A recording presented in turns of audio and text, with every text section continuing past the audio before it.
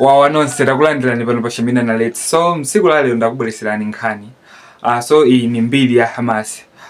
Ndiye ndikutengerani mwina ka 5 minutes ka 6 minutes kanu ndekhalani pompo ndithu. Tengani kakapo kamadzi kankachani mukhale pompo mumvesere bwinobwino.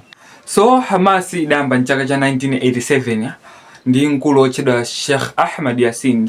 Sheikh Ahmad Yasin amene wawa anali Muslim Brotherhood imene ali gulu la ku Egypt imene imathandiza zinthu mu Gaza ngati kubweretsa chakudya, kumanga maskulu, kumanga mizikiti, machalichi ndi zina zoterozo. So Sheikh Ahmad Yasin anali ndi azinzawo amene amakhulupirana nawo amene adayambisa gululi. So mchaka cha 1987 chimenechi ma Palestinians ku West Bank komanso ku Gaza adali kuti apanga enjoy zinthu zambiri. After nkhondo ya 1967 most of them amangothamangisidwa m'manyumba mwawo kuti kwabweta izi boma la Israel tabwenda anthu ora zakhale umu kwathamangisa ma refugees ku Gaza, ma refugees ku West Bank ni madera ozungulira Gaza and West Bank. So nkatikati mwa zimene zizi kudachitika uprising after kuti zinthu zafikano pa tense ngati tingayipanga related ku chilembwe uprising ija imachidwa kuti the first Intifada, and this first Intifada uprising zinthu chankatikati mu ndi pamene Sheikh Yasin aja ndi azinzawo amene amakhulupirana nawo adayambisa gulu lotchedwa Hamas. So Hamas ndi acronym ndithu meaning harakati al-muqawama al-islamiyya or Islamic Revolutionary Movement. So yeah, ina muna mmata kumadabo kuti Hamas kodi zina Hamas luchokera pati luchokera pamene papa. So unlike Palestine Liberation Organization imene ali yasekira, Hamas it was a religion, Islamic. Ndipo in their charter ya 1988 adanena amuli article inena kuti we want an independent Palestinian state and we are going to root Islamic values in it, meaning kuti tikufuna dziko limene dziko la Palestine imene likhale mapaloka komanso liziyendera malamulo a Chisilamu. That's according to the charter ya 1988. So Hamas iramba mwinasi ya mwinazongo yankhula in the 1990s panabwera no military wing. So Hamas musaitenge ngati kuti it's a military organization, no, komano kuli wing ya military imene imachedwa al-Izzidini al-Qassam brigades imene mangochedwa kuti al-Qassam brigades. So al-Qassam brigades itayamba izizi idayamba muna mapanga inambo panga ma rocket power komanso idayamba panga targets mdziko la Israel chanchani.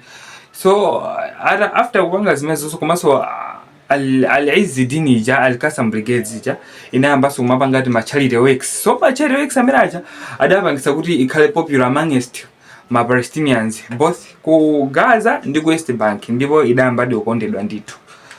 So let's jump in 2006. It was a big year for Hamas. So Hamas ija indafuna no kuti imile no pampando no ku Gaza, zisankho za ku Gaza in 2006.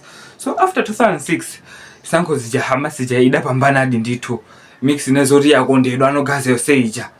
Then after pale paja zinabizo zokuti panaso gulina lake limene mafuna zokuti lizilimbana ndi Hamas ija adamenyana gulija daluza Hamas ija. It was a big win for them. Arengano boma no, it's not just an organization kabina a resistance organization. So fast forward chaka cha 2007 after no kuti dziko la Israel amba kupanga block Gaza komanso dziko la Egypt kulamba kupanga block Gaza, zinthu ngati zakudya, zinthu ngati mafuta, zinthu zosiyana zasiya kulowa. So ajinalo Yahya Sinwar amene ameanda mwalira chaka chatha komanso Ismail Hanani amene anda mwalira chaka chatha anena zokuti ma figures akulu apange no figure out the way they can run zinthuzi. Mind you amene ayambisa Hamas ajana zoti amwalira kale mbo and chinthu chicha chikungopitilirano. So it was a big issue for Hamas as a government kuti tiyendesa bwanji Gaza, komabe for them they tried zinthu sokuti zinafika mpaka povuta zimaenda ndithu. Over the years Hamas ndi Israel like ubale swabwino nga 2014 Hamas inapanga launch attack mdziko la Israeli, anabwera materials zawo zinaenda bwino. Komano the main aim of Hamas ndi kupanga reclaim my historical lands of Palestine, like after World War Palestine after World War amene akuonekawo ndi mene Hamasi komanso mwina magulu ena amene ali mu Gaza ku West Bank amafuna kuti Palestine yawo ioneke choncha, ndi amafuna kuti Jerusalem ikhale cha capital of Palestine. So that was our time. I think it's worth it kuona video hii.